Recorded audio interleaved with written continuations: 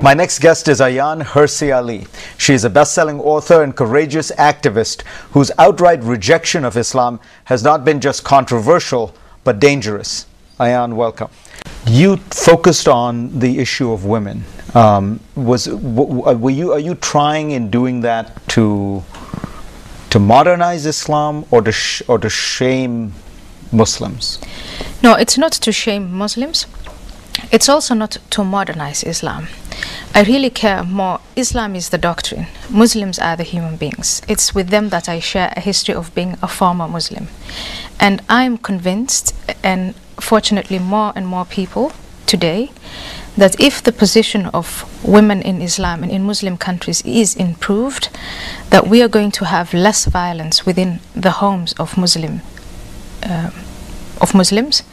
and Muslim societies will be less violent, more informed, and that will lead, as we've seen in societies that have freed and respect the dignities of their women, will have peaceful, prosperous societies. That's a long way to go, but we have to start now by addressing those issues. What are the principles in Islam that make it possible for Muslim women to be treated as slaves? Do you take any great hope from the fact that when you look around the Muslim world in recent years, particularly in the last 2 or 3 years, you see a very marked drop in terms of support for not just Al-Qaeda and its ideology, but even Islamic fundamentalist parties from Malaysia, Indonesia, Pakistan? There does seem to be a kind of falling off of the kind of support that perhaps was just rhetorical, some kind of a protest vote or something. But in Pakistan, for instance, it's down to 4% or even less. Is that a sign that the tide has turned?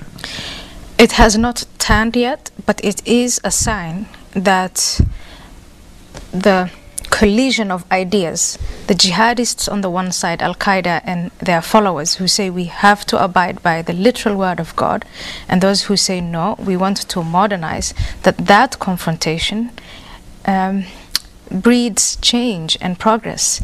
And that is why this whole confrontation between Islam and the West on the one hand, and among Muslims within their own societies and within their own homes, is so linked to the freedom of expression and to the freedom of conscience. Muslims for a long time, as individuals, as thinkers, as theologians, were always limited in what they could think and what they could not think and how they could express their thoughts. The more freedom of expression that there is, the more progress, and then these fundamentalists will lose the debate because the recipe, the philosophy for life that they offer us is one that leads to violence, and it leads to poverty, and it leads to running around in circles for 1500 years. We've seen it, and it's now time to tell them no. But when you look in places like Somalia, where you come from, or Nigeria, there is still, a fairly strong movement of people who say we want to impose Sharia, Islamic law, which relates a lot of it to the issues of women. What is the appeal? Why is it that it still stays strong in places like that? Well, communities like Somalia, Nigeria, Afghanistan, before the United States went in there, are vulnerable because their whole infrastructure, the tribal one, and then the post-colonial fragile democracies, fragile states, nation states have collapsed. So it's very easy for these Al-Qaeda type people with a lot of money from Gulf states to come in and preach that Sharia law is the answer to our problems. And at first, all these hungry people, destitute people, people who have gone through a lot, civil war, it just destroys the place. They believe in it. And it's when they see people's hands cut off, when they see these stonings, when they see these atrocities committed in the name of their religion, that they protest and they say, no, this is even worse than the anarchy we lived in. But when you talk to women in Muslim societies, and I've done this a bunch, but I'm sure you've done it a lot more, what I find is they don't, of course, like Al-Qaeda, and they don't like the kind of barbarism toward women, but yet they think of themselves as socially quite conservative, and they would, for instance, be very enraged by the kind of message you send. Why is that? I mean, if you're hoping to improve the lot of women in Islam, surely it is puzzling to you that they don't they don't want your help, and they think that you're in some ways a destructive force, that you're anti-Muslim. Yeah, it's very interesting. If you look at the history of women's liberation in the West, which, you know, because of the elections when Hillary Clinton was still a candidate, it was repeated over and over again. What you see is, at first, people who are living under oppression and within a doctrine where they believe in their own oppression protest, and they protest against change. And so Muslim women today rejecting voices like mine is not in the history of any liberation movement. It's not that strange. But when I say, if you disobey your husband, he has the right to beat you, you look that up in the Quran. Some women go and look it up, some women don't look it up. But the next time a husband hits his wife who knows that it's in the Quran, it breeds a different kind of thinking. It brings about, it made me think, and it has made many other women think. But if Allah is just, which He says repeatedly in the Quran, why is He allowed to hit me, and why don't I have the same prerogative? Why is He allowed to have 4 wives? Why can't I have 4 wives? You know, what is just about that system? And that's what starts, I think, the process of thinking. And that's all I'm saying. At this point, voices like mine are all about, let's just start that process of thinking. You know, lots of people feel that the kind of confrontation between the West and Islam that is taking place has also left many Muslims feeling that the West is anti-Islam.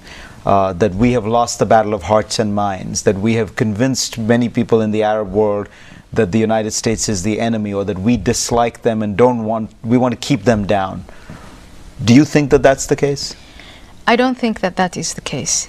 I think that that's all in line with trying to look for external causes, external factors for what is wrong. Once again, I say with us, without me being a Muslim now, but a product of the Muslim world. And it's through self-reflection, first by acknowledging what is wrong with us, and then changing that. And you'll see anyone who adopts the Western way of life, meaning, you know, respecting individual dignity, individual freedoms, the rights of women, the rights of gays, that these people advance not only in the way they think, but also in their material well-being. And it's first by acknowledging what we are doing wrong that you can get to a proper debate on what the West is doing wrong. I'm not saying Western countries, the United States and Britain, that they're not doing things wrong. They are. But what they're doing wrong is open for debate. When I open the New York Times or the Wall Street Journal or CNN, I see over and over again Westerners criticizing their own systems, their own leaders, their own ways of thinking. I don't see that happening within the Muslim world. It is starting now, but it's not where it should be. So let's stop blaming outsiders and start reflecting on our own ways of life and thoughts and traditions and habits. And we'll be back.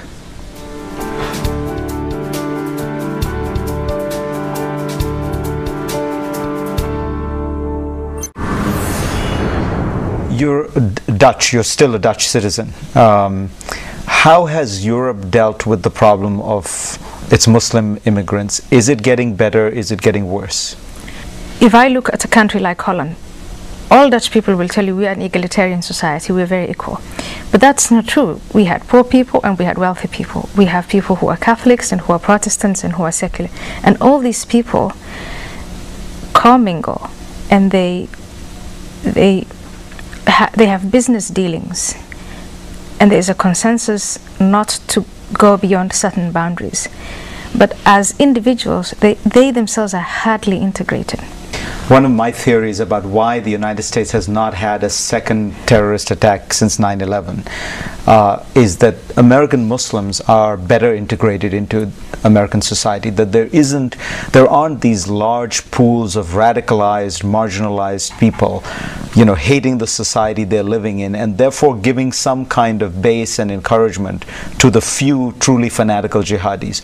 Do you sense that now that you've lived in this country? Yes, I have sensed in this country that there is no place for ambiguity. The American Constitution is clear. So of course you can have your own religion, and of course you can have your own neighborhoods and you can self-segregate as much as you wish. There are certain things that you have to abide by. And the most important of which is you feed yourself. You work and you have the dignity of earning, living on your own earnings. There's also the clarity of law enforcement, which in Europe, because of all these notions of postmodernism and multiculturalism and what have you, have decided to treat immigrants as if they are not completely mature citizens, as if they are children, appeasing and looking away when immigrants commit crimes. I haven't seen the same thing here. I think, and I'm not saying this is a perfect system, but it just gives Muslims who are looking for clarity that clarity. And I also think that the United States is really very far away from any Muslim country. The European Muslims that we have who come into Europe, they come in through borders. So you get people who are from rural areas who are traveling 500 years in time sometimes.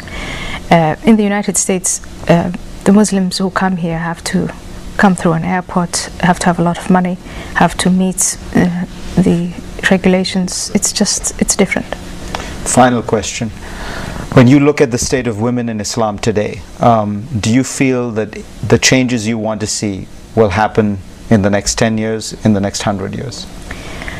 If the freedom of expression is protected the way it is in the United States, and not just having it in the Constitution, but actual protection of the lives and limb of people, then I think it can take a very short time. I don't know if it will take 10 years or 100 years, but that's the condition, is to express your ideas freely and to be able to associate with one another and plan to change. And all of this is not possible if every time one criticizes Islam, one is labeled an Islamophobe, works are not published, intellectuals are ostracized, and that's what's going on in Europe at the moment. It's no longer the issues that you address, but your person that is attacked, and the whole debate is brought to a standstill. That, combined with the terrorists who threaten, intimidate, and promise jihad, that is, I think, is what has made progress for the Muslims living in Europe something harder to achieve than the Muslims in America. Ayaan, Hirsi Ali, thank you very much. You're welcome. Thank you for having me.